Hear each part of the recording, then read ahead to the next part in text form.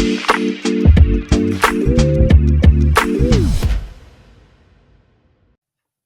right, we're back. Chase Thomas Podcast, taping this on a Thursday night. Chris Mueller, 93.7. The Fan is here. Chris, good evening, sir. How are you? Chase, I'm good, man. Glad to be on with you. Thank you for being here. It's funny, like I went back and watched something. I forgot about your feud with Joey Porter over a different Chris Mueller. So I watched that whole thing this afternoon about the wrong guy. Because Chris Mueller is not really a common name. There aren't many. So I could see, but man, what are the odds of getting in that kind of spat with that was a legend like weirdest Porter? thing. That was the weirdest thing. So there was so I say Chris Mueller, and then the other guy says Chris Mueller, even though it's spelled the same. I know the guy. He actually did break a story that involved Joey Porter, where Joey Porter ended up being completely, I think, really cleared of any real wrongdoing. Like there was kind of some overzealous, I guess, policing going on down there. It was one of those deals that kind of just faded away. Yeah. And then I mentioned it in a tweet, and somehow Joey Porter, who made it very clear to me that when he was in my face at a celebrity golf outing, that he doesn't go on Instagram or post pictures of his food or do social media. He made it very clear that he had somehow, despite having that approach to social media, seen the tweet that only mentioned him in passing and then got very mad about it. It was just very bizarre. And I would have taken the punch for several $100,000 in legal damages, but it didn't get to that point. The surreal part of it was I had to leave my broadcast position because he was swearing. So he was basically threatening to knock us off the air by swearing so loudly that we kept having to dump our audio out. As he's given me a hard time and really getting on my case and getting not in my face, but loudly yelling at me, he is literally signing autographs for people without looking at them, which is just, it's like an only in Pittsburgh thing. There's people walking up to Joey Porter for obvious reasons, wanting an autograph. He's a great Steelers player from back, not even back in the day, not even 15, 20 years ago. Mm-hmm. And he's just signing, yeah, here you go, while just never taking his eyes off me. Just a ridiculous, ridiculous scene. I mean, that's amazing. I mean, because the Pittsburgh, I don't know what the temperament is. Cause we know what I grew up in Atlanta, and it's just Atlanta, it's fine. You can live a pretty normal life. You're an Atlanta sports athlete. For instance, here's how laid back it is in Atlanta. I remember seeing Wes Wilcox, former Hawks GM, now the assistant GM for the Kings at a game. And I was just walking back to my seat. He's just over there in the middle, area. He's 7 rows up. And I'm just hey, Wes. And he's startled, that someone he's just in with the fans. No one had any idea. The general manager of the team is just sitting there right in the middle. And I just happened to look over. I'm oh, Wes Wilcox. And I just thought he was startled. And that's just that was not the epitome of Atlanta sports, where it's you can really hide in plain sight and people just leave you alone for the most part. It was a fun time. I don't know if Pittsburgh's weird. that. It's different. Andrew McCutcheon, obviously for the Pirates, he would be. People know who he is. Pittsburgh either gets described as the smallest big city or the biggest small town. That's what people always like to throw out there, which is both of them are true. People obviously recognize a guy like him when he was in the prime of his popularity back in their his MVP run, their big run of good years from 13 to 15. And people just he said he liked it here. A lot of athletes end up settling here, not only because it's cheap to live here, comparatively speaking, but also people tend to recognize you and they'll give you a, hey, we really like you, but generally they're very cool with these guys. So if you're a Steeler, it is a little different.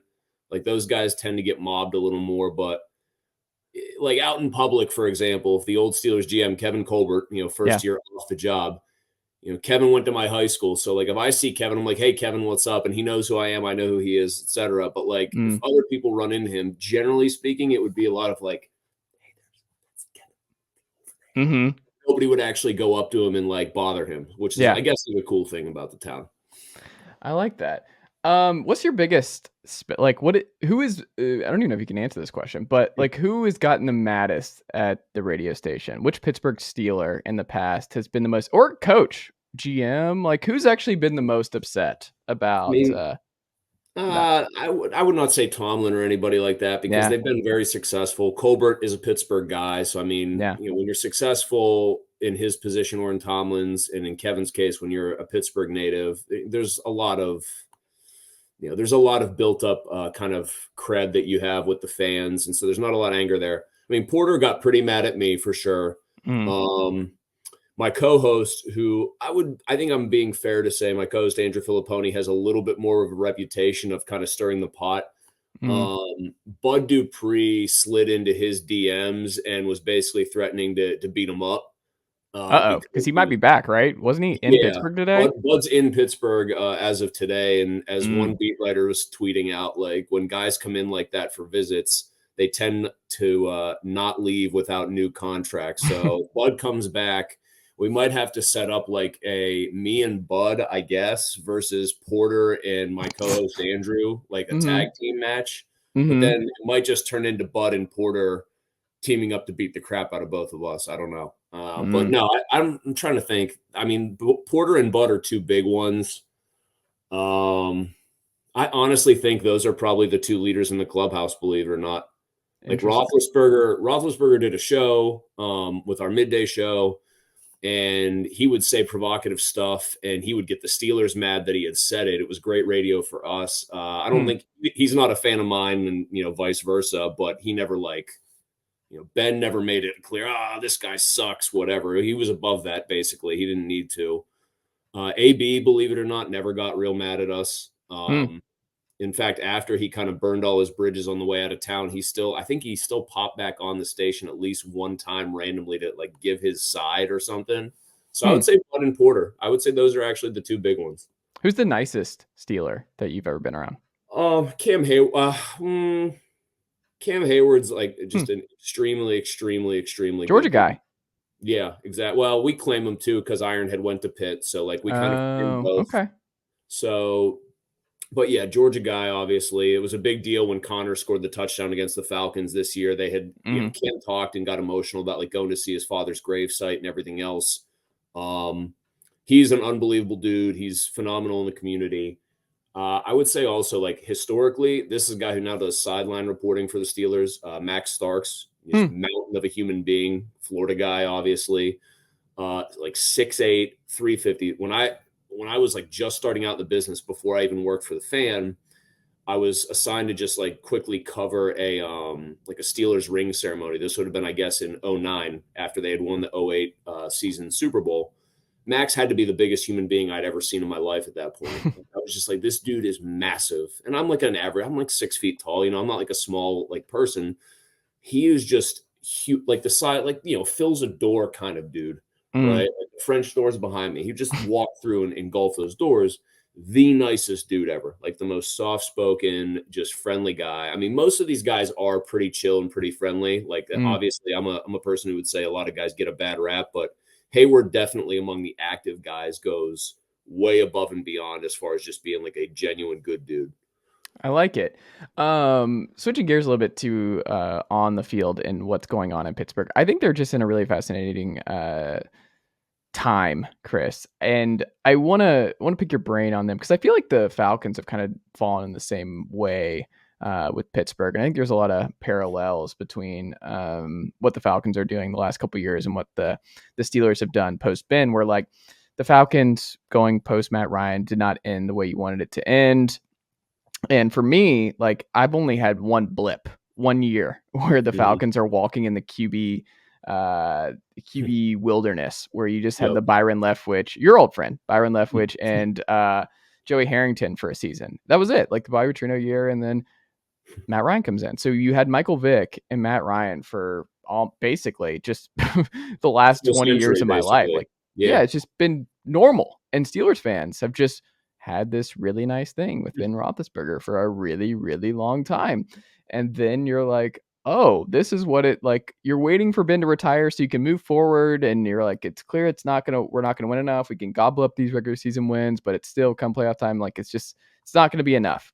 Sure. And then you draft a quarterback in the first round that I don't think anybody saw coming with Kenny Pickett. A lot of people just were like, second round quarterback. It just seemed like he was going to be second round. I think he was late, so it felt right. But like, it just didn't seem like anyone was going to take one. It was a really weird quarterback draft by and large. And obviously him being a Pittsburgh guy, there's a cool story there. But like everyone obsessed with his hand size, which I'm sure y'all talked about ad nauseum up in Pittsburgh.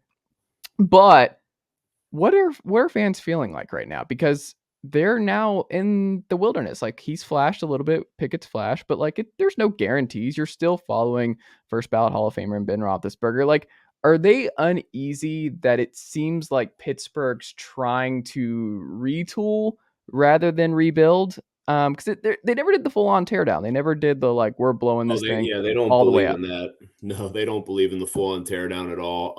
Man, that's a complicated question. A couple things. I mean, I do Mm, think there was a huge slice of the population here that was ready to move on from Ben Roethlisberger, that they had just decided like, hey, this isn't working. Kind of what you said, like they might be able to win some regular season games. Tomlin's allergic to losing seasons, but mm, they're not gonna go anywhere anymore with Ben. So that was one thing. I do think there was just an appetite more than you might think for change. Like just mm. we're cool with something new here finally.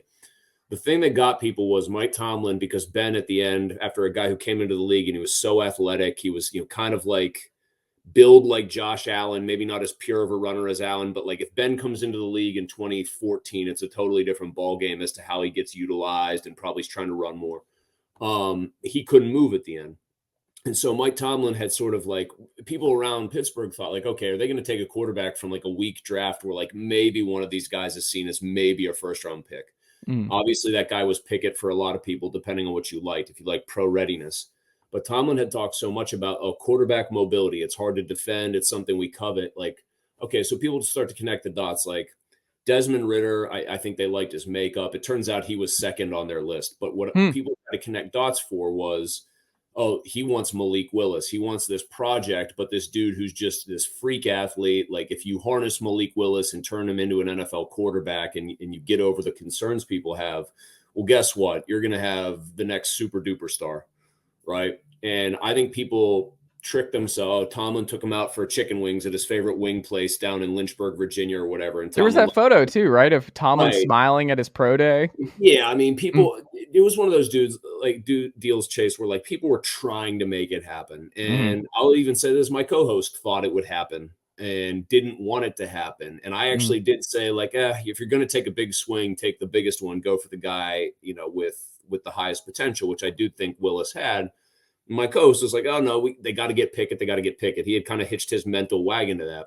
But nobody, they went to Kenny Pickett's pro day, and because it's walk across the parking lot, and they go over there, and like we were there too that day. Our station was, my show was, and Kevin and I are exchanging pleasantries, and Tomlin's there, but Tomlin's like, he's kind of just like, hey, I'm Mike Tomlin, I'm the biggest name in this building right now, like here I am. And Pickett went through his work, and they didn't have that like Mike Tomlin front and center vibe, right? So everyone started to say, okay, he really wants Malik Willis, blah, blah, blah. Well, everyone kind of just like looked past the obvious. They had gotten to watch Kenny Pickett for 5.5 years or whatever. Like Mm, they had the front row seat to this guy coming up as a freshman, winning against like number 2 Miami at Pitt, then kind of being in the wilderness himself for a couple years at Pitt and not figuring it out, then putting it all together and having this great senior season where he's balling out and beating Clemson and doing things like that. And people just overthought it, when the truth was the Steelers liked him. My understanding is by far more than anybody else in the hmm. class. It wasn't particularly close. He was their guy, but instead of telegraphing that, they were just like, yeah, I mean, we've seen him. We know everything we need to know about him. Why would we go overboard, like looking interested in him? Let's go do our diligence on these other guys. And then so to get to a roundabout way to answer the rest of the question, I don't think people here are split into two camps, because it's weird. Like when you have a quarterback from the hometown school, Mm. there's the echoes of Dan Marino. They passed on Dan Marino at 83. Like no one's ever let the Rooney family forget about it, etc. And Marino, we know what, one of the 10 and 7 most physically gifted quarterbacks ever, maybe even top 5, like for the, Mm. just pure. Pickett is not that guy. He's a good athlete. He's not a great athlete. He's got good size. He doesn't have great size. He's got a good arm. He doesn't have a great arm, etc. So you get people saying, oh, they reached. Well, they didn't want to have Marino slip through their hands again. And in so doing that, they drafted a guy way before they should have. Okay. Then there's the other camp that's fully invested in, he's going to be really good. He'll be, Is that the louder camp? uh, I'll get to that in a second. I'll answer that one in a second. Mm, That camp exists and they'll say, oh, they'll surround him with good players. He'll be like 80% of Joe Burrow, and 80% of Joe Burrow in the right situation can be really, really good, because that's who he gets comped to all the time, and that's who the NFL.com scouting report comped him to. Then you've got this other weird dynamic of Penn State fans, because Allegheny County, where Pittsburgh is, highest percentage of Penn State grads in the country of any one county. Well, they hate a Pitt guy. They're not going to cheer for him. Mm-hmm. So you'll get all this slagging of him on Twitter, like he sucks, he's terrible. Why do they care? They don't play him anymore. They're running from it. They don't play anymore. That's a real rivalry, though. Isn't that what a rivalry is? But is it a rivalry when you don't play? Well, they played 4 times and Penn State got 3 of them, and they should play every year. But yes, I see your point. No, they still like to slag them. So to answer the last part of the question, I do think that right now there is the arrow is cautiously pointed up. So I think a lot of people love George Pickens. I think Deontay Johnson having 0 touchdowns, people see that as an anomaly. I think they like what they've done so far to sort of help him out in year 2, going into year 2. And then what he did at the end of the year last year is sort of the big, this is why you can be optimistic. That Raiders game, like days after Franco Harris passed away unexpectedly, he goes right. And this is the thing about football. And this is, this, I mean, you can make a big impression with, one drive in an otherwise lackluster game. He wasn't good against the Raiders. Then they get the ball back and they have a chance to win the game, and he walks them right down the field and kind of makes it look easy. And the Raiders kind of helped him with that, but he still made the plays to win the game, and he made the throws. So that's one thing. Then going on the road in Baltimore and making even more high-level throws. Oh, okay, there's him hitting Steven Sims over the middle for the window's the size of my laptop screen, and he puts the ball through it. Or he's on the run and he's getting chased and he flips one over to Harris for the winning touchdown. Like, then people go, okay, on one hand, the stats still weren't very good. On the other hand, like, that's some stuff you can't teach. That's some big boy plays. Like, if Patrick Mahomes makes that throw to Harris, it's leading Sports Center that night because it's a Patrick Mahomes. It's another Mahomes moment. So I think the needle, the arrow, whatever you want to call it, is pointed up for people, but it's not like this dude is definitely going to be a superstar. It's more of a, hey, I'm more optimistic about the guy than I was maybe when they drafted him kind of deal. Has he shown enough, or is it still way too soon to say that he's shown enough? Too soon.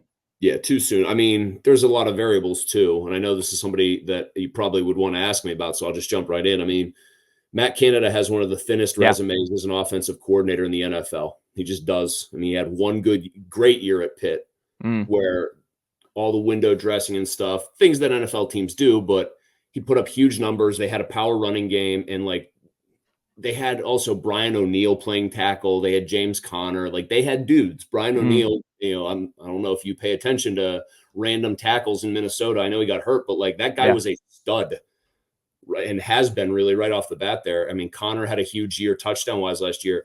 I know it's college, but Nate Peterman, very familiar to you.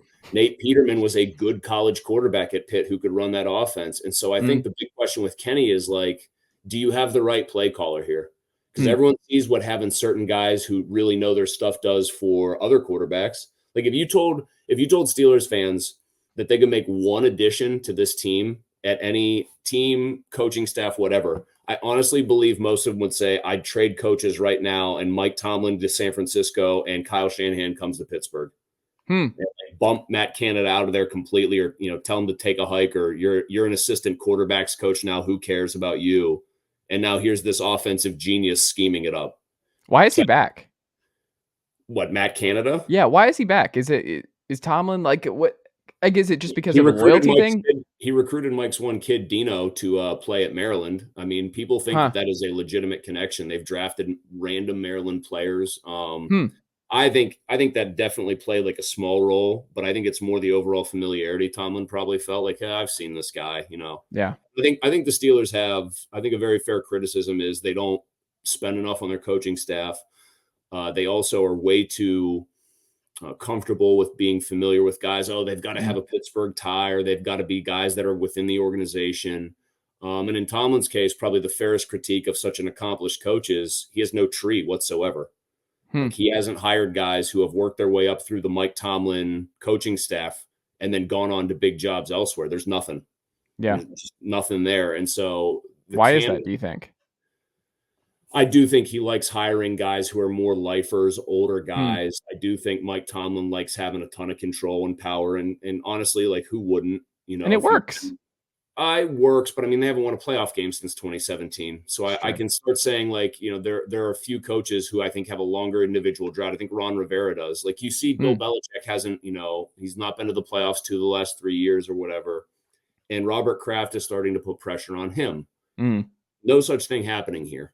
If it's good enough for Robert Kraft to pressure the guy that is going to go down as probably the greatest coach ever into saying like, hey, he wants to break Don Shula's record. We'd like to see him break it here, but we're not just going to basically turn the franchise over to him to that end. You Mm. kind of wonder about that with Mike Tomlin. Like, should they be telling him from the top down, you need to hire, look in a different way of how you hire people? The problem is Art Rooney, he talks about running the ball all the time. Like every Mm. end of the season post-mortem, oh, we got to run the ball better. And it's like, well, it's not the NFL right now. The NFL's a passing league and a quarterback league. Why are you talking about drafting a running back 2 years ago and Najee Harris in the first round when nobody does that anymore? Why are you talking about you've got to run it? You've got to run it. You don't even need to run it to do play action passing. So So he there's has a some lot of influence in the football ops I strategy. mean, he signs off. I think he gives Mike Tomlin a ton of influence, and I think just both of them combined have sort of an antiquated, old school way of viewing Mm. how games are won. Like Tomlin's a defense first guy. Like that's his bread and butter. They have a ton of money invested on that side of the ball. I mean, and then I guess you go back to the Kevin Colbert retirement, right? Like, I think a lot of Steelers fans were like, "Oh, we're about to modernize this front office and kind of enter a new era of Steelers football." Has that? It doesn't sound like that's really, or is that another just too soon? Like we still have to wait and see with the new regime in the front office. So I actually think early returns are very positive on that front for the Steelers. Okay. Omar Khan was known as like the capologist. Yeah. Every team has one, and he's their guy that does the contracts, makes it work. And then they hired Andy Weidel, who is a Pittsburgh guy who was on Howie Roseman's staff and was their director of player personnel. He kind of built the Eagles, so like that's a Mm. pretty good resume. And one of the big questions was Tomlin and Colbert worked so well together. How much leeway was Tomlin going to give Andy Weidel to actually do his thing? Or was he going to want to say, okay, Kevin's gone, I'm kind of consolidating some of that power? Well, early returns right now are they know what Andy Weidel did in Philly and they respect it. And they're letting him kind of cook here a little bit in the Mm. offseason because he's signed a bunch of big dudes to play interior offensive line, create competition. Uh, they just got Keanu Neal today, which is more of a Tomlin Falcons thing. legend. Yeah, yeah, exactly. Because they liked him when he was in his draft year, and that's one of their big habits. That's like why Bud Dupree's back. They like their own Mm. guys coming back for like third contracts. I'm not crazy about it. Hmm. And they like guys when guys hit free agency that they liked in a particular draft year, they always sniff around those players, even if it's Mm. like, cast off level guys. Like I don't expect Keanu Neal to be great. The star in that secondary is Minka Fitzpatrick, but they're comfortable with that style of player. I think Andy Weidel, though, has had a ton of influence. He's basically signed a bunch of Eagles guys, Mm. dudes he was familiar with. They have more versatility. Their line was healthy for all but 47 snaps last year. They're starting 5 offensive linemen played together. So, like, they did get better as the year went on, but you're not going to be that healthy. So you have to have better players, which they do now. And then I think the other thing I would say, Chase, that is exciting about this front office, and I like the work Kevin Colbert did, don't get me wrong, but they were chasing stuff they shouldn't have chased in the draft. Like they went the Devin Bush trade disaster. Mm. Trade up and get him and pick him was a mess. And I hated it almost from the get-go because inside linebacker, off-ball linebacker, pick the best one in the league. I know who my pick is. It's Fred Warner. Mm. He's a third round pick or whatever. Like you don't take premium capital. That's the running back of defense now. And they were still chasing it because of Ryan Shazier's, the way his career ended. Well, Andy Weidel and Omar Khan have combined. They bring in 2 guys who are going to be their 2 starters, and it's at like pretty much bargain prices, which is what you Mm. should be doing. Are they going to be great players? Probably not. But does that matter? Also, probably not. Like they Yeah. brought in a dude who can cover a little bit and a dude who can thump. And they Mm. didn't pay either guy. Landon Roberts is going to play downhill. Cole Holcomb's got a mullet and he's going to try to cover people. And the cost is not prohibitive. And that I think is sort of a sign that you've got newer school ideas that are being allowed to take shape within that front office. So what would you give them grade wise in free agency this year? I'd say solid B plus. I'm like on the fringes of A minus. I do think that they've done little subtle things to make themselves better, more fortified for next year. Like I said, they created competition. That what they've done that I think is really good is they have definitely isolated, hey, where do we have to go in the draft? I think a good free agent haul doesn't have to be a bunch of sexy big names, big ticket items. It's, have you pared down your basic needs such that you make that draft board and know where you need to plug holes via the draft? And I think they've done that. Where do you think they go position wise in the draft? Where do you think they hit? So the big question I'm trying to answer right now is, do they trade up to try to get one of the three big tackles? My personal pick would be Jones from Georgia, Broderick Jones, because I think he's Yeah. got the highest ceiling. Skronsky's got his T-Rex arms and everything like that, but the tape is super clean. And then Paris Johnson's just a potential, franchise guy, just kind of in that mold. I think they either do that. If one of those guys drops a little bit, depending on how those first 10 or 12 picks play out, they would try to make a play. So you don't think they would go corner there? You don't think they would trade up for a corner like Christian Gonzalez, Joey Porter Jr.? No, I don't think they'd trade up No. for one. I think it's more likely they try to find a corner at 32. They're horrible at drafting them under Tomlin. Like Belichick can't draft wide receivers, bizarrely. Tomlin can't draft corners. Artie Burns. You start saying names like that in Pittsburgh, people start they get uncomfortable. Artie, you have a hard time remembering Artie Burns because he barely. No. I remember Artie Burns, and I'm like going back through like all the other ones. I'm trying to think like Deshae Townsend. I'm just going. They drafted like Senquez Bolson from Mississippi, and he never played it down in the NFL. Justin Lane from Michigan State. Like their only guy Lane. I know their only guy that's really panned out is Cam Sutton, who now they lost. Well, hold on. There was a reason for that. My buddy Ramon Foster would probably agree with you on that one. Also, a guy I would lump in as one of the nicest Steelers alive, Ramon Foster. So when it comes to the draft, I think corner at 32 is better. I think ultimately they're not going to take Joey Porter Jr., which is sort of this year's trendy, they've got to take him. Tomlin knows him so well. I think he's either going to be gone. Yeah. Or I hope the Falcons take him. Like Falcons need another corner opposite AJ Terrell. Right. I just don't think they're going to take him if he's even there. What would be interesting is if all the tackles are gone and there's been a run on corners too. If he's sitting there, then maybe. But I think if any of the three big tackles gets anywhere near them, they might try to package like pick 49 and move up. But it's funny you talk about the Belichick can't draft wide receivers and y'all can't draft corners, but y'all can draft wide receivers. Yes, they can. Like, what are the odds that they draft a receiver at one of the two there? One of their first. I think very low for the exact reason you just said, though. They can draft them. I mean, they can pick them. So, like, a name that's been connected to them a lot is actually another Tennessee guy, Cedric Tillman. Yeah.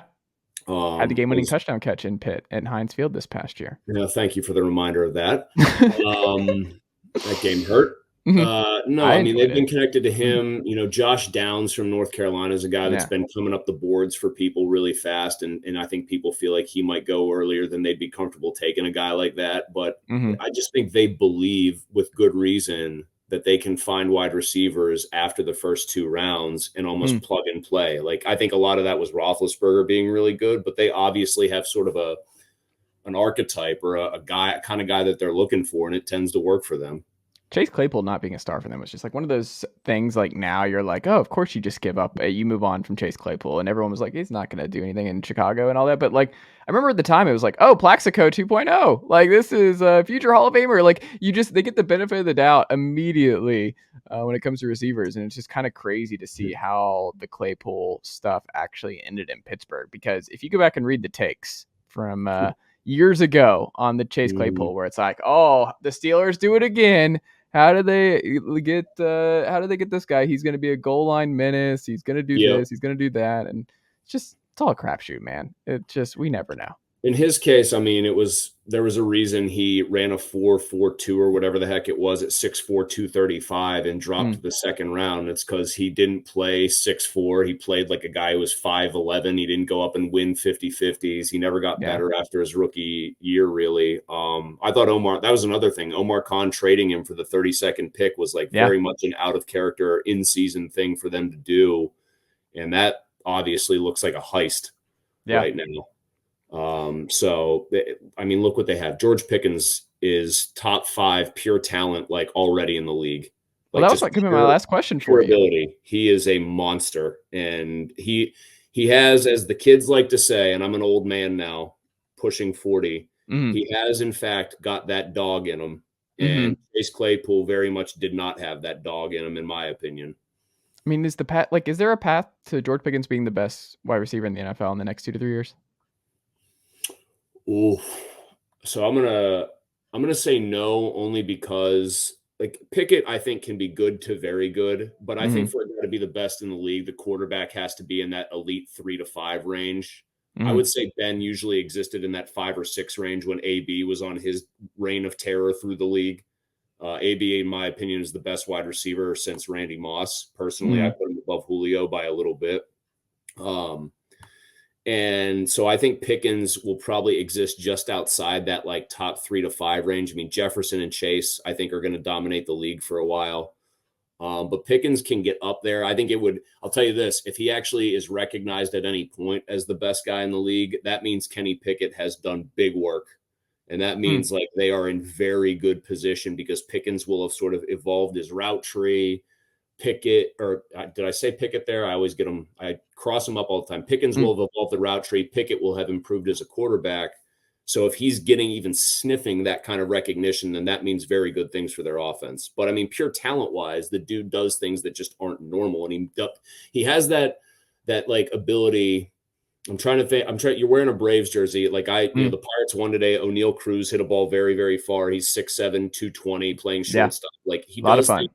It's not just that like he's fun and he's super talented. The craziest physical specimens also just make it look very, very, very easy. Mhm. George Pickens made catches last year, not enough of them for our liking, but he made catches when they would get him the ball that were degree of difficulty like 9.8 out of 10. And it looked like he was just kind of screwing around, like, yeah, okay, you guys are impressed. So what? I do this 20 times a day. Mhm. So when you see that, you get tantalized by it because if they can harness it, if Pickett and Pickens can create that connection, they're going to be tough.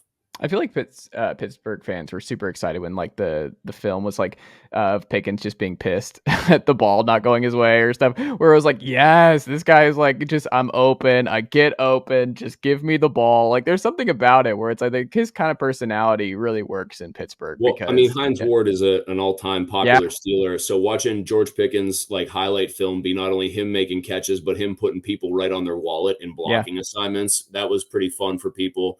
I do think like I do think that they bet on something being true, which was so far. And that's like you had those nebulous sort of Pickens isn't very mature because he's fighting the Georgia Tech guy and whatever. He George pretended to pee Pickens. on our one of our players a couple years ago. Oh, Yeah. he did that too. So he pulled The an water Elijah bottle, like, Moore. he had a water bottle, like, and he, I have you seen that video? I It was think I have. yeah, Anytime I think of peeing, though, I think of Elijah Moore or whatever yeah, for Ole Miss doing that, yeah, which doing is the an all dog, the fire yeah, hydrant, yeah. all-time great story. Mhm, One of my favorite college football things. Not enough fun stuff happens north of the Mason-Dixon line like that. Everyone's too proper. yeah, Um, but no, I think like Tomlin and the Steelers sort of took a calculated gamble that some of this nebulous maturity stuff about Pickens was garbage. And mhm. you also never know who's leaking that just to try to get a guy to drop. Like they don't believe it, but they want to see if they can knock him down a couple spots in the draft.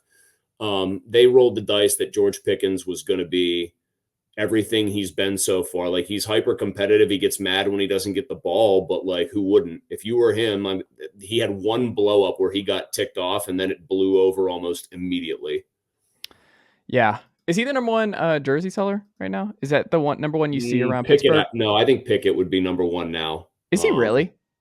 It's Yeah, just I a mean it was quarterback thing, people just well, it's wanna it's quarterback, it's Pittsburgh, Pittsburgh adopted son kind of guy. mhm, Hayward is a big seller. Like if we're talking active Steelers, it's probably Hayward, TJ Watt. I'm burying the lead here. TJ mhm, Watt is probably your number one hmm. by a wide margin. Watt, Pickett, Hayward, Harris, Pickens is probably some order there. There you go. I like it. And I found the picture. He had a water bottle and he sprayed it on Jarrett Garantano, like when he was on the sideline. And then they had to comment on it. Yeah, I was like, I know he did something. And it was just, he was holding it down and he squirted it on Jarrett Garantano when he was falling out of bounds at Georgia a couple Well, I years like ago. that. That's just good old fashioned college football rivalry behavior right there. I was like, I knew he did something. It was a couple years ago. And I'm like, I don't remember exactly but yeah, that was it. No, he has the reputation like those guys, AB obviously went pretty bad at the end, but the thing all guys will still say who played with AB is nobody worked harder. Like he was just a maniac. And I think that's where some of the friction with he and Ben came from, where Ben was a last in, first out guy because he could afford to be because he was so naturally gifted. And he had earned so much cachet by winning 2 Super Bowls. And like AB, I think there was some resentment there, even though they knew they were really good together. But Pickens has that reputation already as just this maniac competitor who's always working hard, like practices really well. I do think those guys do well with Mike Tomlin by and large. Like you can say, oh, Mike Tomlin didn't, put the foot down on AB enough. Well, they got basically a decade of good behavior from a guy that's probably the loosest cannon that we've seen in a while in the NFL, as far as just kind of being unpredictable and unruly with teams. So I think they just know that Tomlin commands such respect, like different than a lot of other coaches can, that they can draft some of these guys. And in Pickens' case, it was all BS to begin with. There you go. Final question. I'll get you out of here. Sure. True or false? Mike Tomlin is the head coach of the Pittsburgh Steelers 5 years from now. I always like it when people give me these and they put a good number on it. I'm sure you're aware the Steelers have only had 3 coaches since 1969. It only gets mentioned about 7,000 times. Bill Cowher, the story goes, and this is the story I think is true. He wanted to stay, but there was a money dispute, and so he just resigned. He wanted more than they were willing to give. They pay Mike Tomlin a lot. He makes 8 figures. Art Rooney and a lot of other people in the organization have implied that they just feel fortunate to have him. There's obviously a pretty vocal subset of Steelers fans that are tired of him, that think like, well, he hasn't won enough. People just nitpick everything he does. I think in balance, no, he's a very good coach who has definitely not had his best couple of years here. I'm hemming and hawing here because I'm trying to decide. I do believe the Steelers when they say he's coach for almost as long as he wants to be coach, unless they have 3 one-win seasons in a row. I think he loves coaching the Pittsburgh Steelers. I think he knows he coaches like one of the Tiffany franchises in the NFL. I think he likes what that means. I mean, we know this. I'll just straight up say it. There's a problem with getting African-American and minority coach hirings in the NFL. And I know that eats at him. Like he doesn't say much about it, but I know it ticks him off. So I think that in addition to just, hey, you work for a stable organization, a high profile one, you are largely very successful. I think he wants to continue to try to succeed here, especially post Ben Roethlisberger, because of the message it hopefully sends to the rest of the NFL's owners. Like you are missing out on good candidates when you shouldn't, and you should really be looking in the mirror and trying to decide why that is. I like it. Well, there you go. This was awesome. I'm glad we were able to do this tonight, Chris. Yeah, my pleasure, man. Happy to have come on with you, Chase. Well, what can we? What do you want to plug here as we wrap up here tonight? Oh man, so I'm on Twitter. I am, as a father of 2, like it's harder to be active on Twitter as much as I want to be. But Chris Mueller PGH Mueller in there. Chris Mueller PGH on Twitter. I'm also trying to get hip with the kids on Instagram, and that's Mulsey Mullsy 937. So I do a lot of stuff on there. Is that your nickname? Yeah. What's that? Is that your nickname, Mulsey? My former co-host gave it to me, just a hockey nickname. Okay. You're either like it's either your last name. If it doesn't have a Y in it, it just becomes a Z name. So it would be like Smithsy or whatever. Yeah. Or you can go like Mulls the other way and just make it plural for no reason. So that's what he gave me, and it stuck. But yeah, I mean, I write for a local paper around here. If any of your viewers are interested in Pittsburgh sports, I link all that stuff up on Twitter. But yeah, Twitter and Instagram, easiest ways to follow me. And hopefully they like what they see if they choose to. There you go. Well, thank you so much, Chris. Unfortunately, I do have to root against the Pittsburgh Panthers whenever they play the Tennessee Volunteers going forward. Like, that is part of the deal. Hendon Falcons don't Hooker really. could be a steal for somebody. He's not going to play this year, Who? obviously. He's got to sit. Hendon Hooker could be a steal. I think he I could. hope so, I think he man. has a chance to fall into a good situation potentially. So there's my nice word about the Tennessee Vols. Not if Mike Tannenbaum has anything to say. Going top 5 in his mock this week. Who knows? You know how the sausage is made, and I don't think they have to twist Tannenbaum's arm to do this. They tell their people occasionally, "Can you make a reasonable case for a ridiculous thing that'll get people watching?" Tannenbaum, yes, I can. Hendon Hooker could be in a really good situation as, like, I don't know, what do you want to say, day 2, day 3 pick, maybe? Yeah. Early day 3, late day 2. Won't play this coming year. I don't dislike what I saw him put out there on tape this year. I thought he was pretty impressive. Just a 10 out of 10 leader. Like, that's the biggest thing. Is Hendon Hooker is just such a good dude and such a good leader, and he just commands the room. And we're going to see what happens with Joe Milton this year. It's going to be a little bit different, but he's the guy who stuck around. You get Nico in there the following year. Just everything coming up Tennessee. And then you got Desmond Ridder, the older Trevor Lawrence era beginning here in I think Atlanta. he could be good too. Oh, one more thing to promote. Yeah. I probably should promote my actual radio show and its actual name. Like, I'm thinking just social media. I tweet all this crap out anyway. I do a show called The PM Team with Pony and Mueller. That would be my co-host, Pony, Andrew Filipponi. Really talented, super knowledgeable dude as well. We're on 93.7 The Fan in Pittsburgh, 93.7thefan.com. You can listen to it. We have the Odyssey app, so we're in the big Odyssey family of stations. Yeah. But yeah, give it a listen. We screw around. We have a good time. We talk a ton of football. I'm not gonna lie to your viewers and listeners and say we talk a lot of Tennessee. But you could. I'm a phone call away. I'm an email away, Chris. It come up occasionally. We might talk about something. Like if a Tennessee player, for example, pretended to defecate on a rival's logo, perhaps we would talk about that then. Or you might have to talk about it anyway, because Cedric Tillman might be a Steeler. You might have to. You might have to grind the Tennessee tape. There is a chance at Cedric Tillman discourse. Man, that's tough for Pitt fans to just go back and watch Cedric Tillman tape because he's hurt most of last year, and the best tape is the Pitt game. Like, that's if he gets drafted and starts catching touchdowns from Kenny Pickett, I think they'll forgive and forget very quickly. There you go. Well, thank you so much, Chris. This has been a blast, and we'll have to do this again soon. Sounds good, Chase. Thanks for having me, man.